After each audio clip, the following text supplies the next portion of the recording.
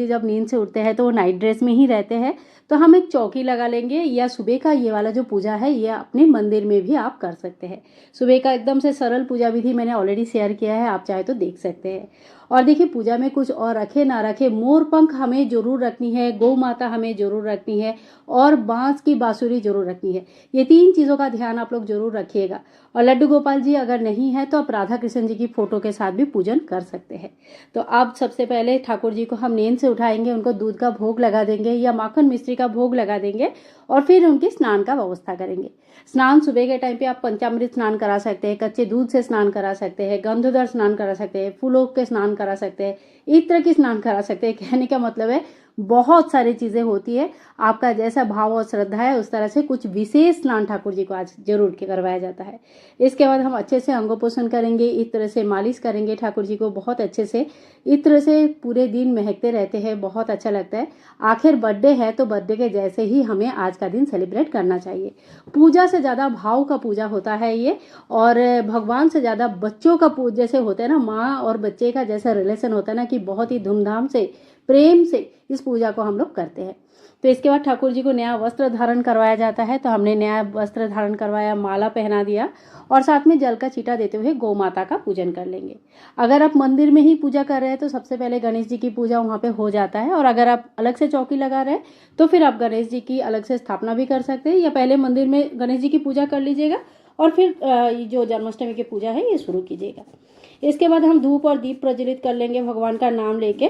और देखिए आज के दिन भगवान को मोर पंख जरूर अर्पण किया जाता है, चाहे आप मोर पंख अलग से अर्पण करें या अपने जो पगड़ी है उसमें भी लगा हुआ होना चाहिए, तो मोर पंख जरूर दिया जाता है। और साथ में ये बांसुरी, अगर अभी तक आपने बांसुरी नहीं खरीदा है तो बांसुरी जरूर लेके आइएगा इस साल, और अगर पिछले साल का है तो वही बांसुरी अर्पण कर सकते हैं। इसके बाद हम फूलों से बहुत अच्छी तरह से सजा देंगे। ओम पुष्पम समर्पयामि इस मंत्र का जप करते हुए पुष्प अर्पण करेंगे, कलावा स्वरूप वस्त्र अर्पण करेंगे। ठाकुर जी ऑलरेडी वस्त्र पहन के रखे हैं।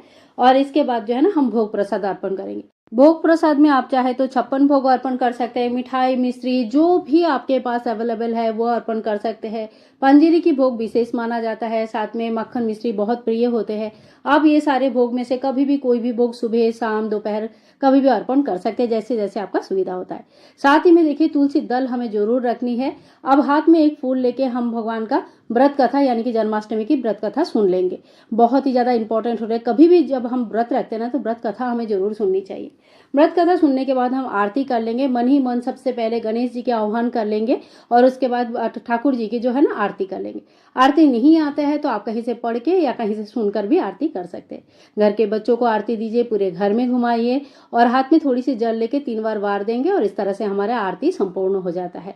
तो देखिए बहुत ही सरल विधि से सुबह के टाइम पे हमें इस तरह से पूजन करनी है।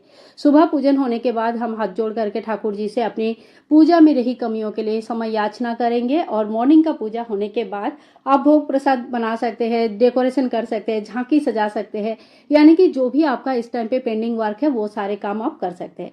और भोग लगाने के थोड़ी देर बाद ये भोग प्रसाद हम यहाँ से निकाल लेंगे और ये घर के सभी मेंबर में बांट देंगे। अगर किसी का व्रत है तो अगले दिन खाएंगे।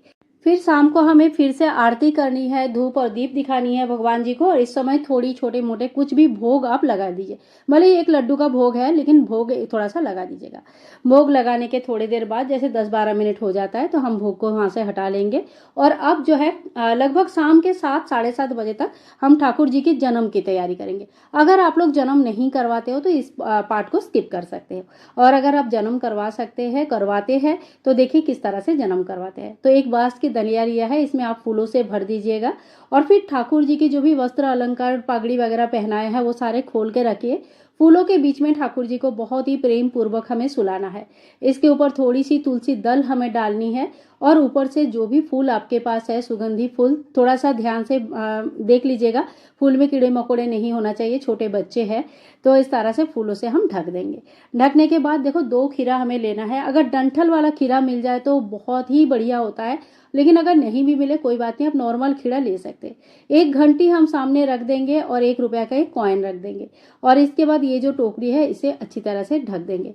बस एक बात का ध्यान रखिए कि इस समय जो हम दिया प्रज्वलित करेंगे ये रात के पूजा के बाद तक प्रज्वलित रहना चाहिए, बीच में बुझना नहीं चाहिए। तो आप तेल या घी जो भी यूज करें वो अच्छे खासे यूज कीजिएगा।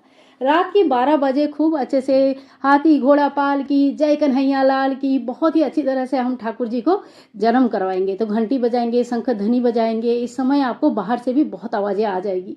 और इसके बाद जो 1 रुपया का कॉइन था ना, उससे धीरे धीरे क्लॉकवाइज, मतलब जो घड़ी के डायरेक्शन होता है ना, क्लॉकवाइज घुमाते हुए 1 रुपये के कॉइन से काटना है। इसको छुरी चाकू से नहीं काटा जाता है, ध्यान रखिएगा। ये जो छोटी सी पार्ट है और ये जो 1 रुपया है, छोटी सी पार्ट जो है ना, ये हमें तुलसी में दबा देना है, तुलसी की मिट्टी में दबा देना है। और बाकी जो पार्ट बड़ा खीरा बचा है, ये सबसे पहले ठाकुर जी को भोग लगता है और उसके बाद घर के सभी मेंबर को ये भोग दिया जाता है। यही मेन भोग होता है ठाकुर जी का। और जो 1 रुपया है वो अपने पास आप तिजोरी में रख सकते हैं। आप ठाकुर जी को हम बहुत ही प्रेम से फूलों के बीच में से उठाएंगे और फिर से इनका स्नान होता है। इस समय आप चाहे तो पंचामृत स्नान करा सकते हैं, अलग अलग दूध दही घी शक्कर मधु से स्नान करा सकते हैं, दूध से स्नान करा सकते हैं। अगर कोई कोई सवेरे पंचामृत स्नान करा देते हैं, छोटे बच्चे हैं, अभी अभी जन्म हुआ है, तो सिंपल जल से भी स्नान कराते हैं बहुत लोग।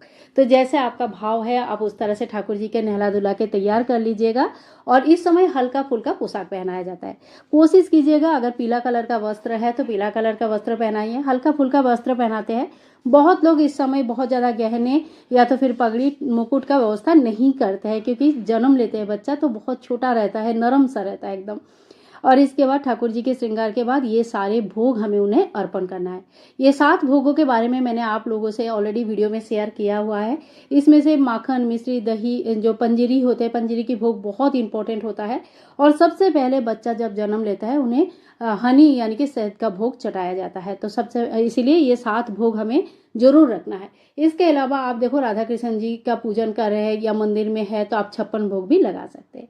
इसके बाद भोग लगाने के बाद हम ठाकुर जी को आह्वान करेंगे, आओ ठाकुर जी भोग लगाओ। फिर जो भी दीप धूप दीप आपने प्रज्वलित किया है उसी से आरती कर लेंगे।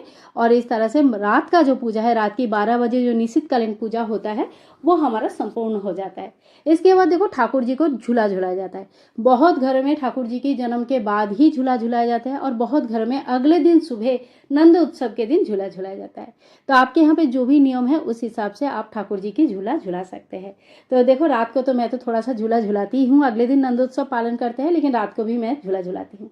झूला झुलाने के बाद ठाकुर जी को नाइट ड्रेस पहना के प्रॉपर्ली उनको सुला दीजिएगा। रात भर ऐसे नहीं रहेंगे बैठे हुए, तो इनको प्रॉपर्ली सुला दीजिएगा। आप लोग सोने जाएंगे ना, तब ठाकुर जी को भी सुला दीजिएगा। पूजा के बाद भोग प्रसाद सभी में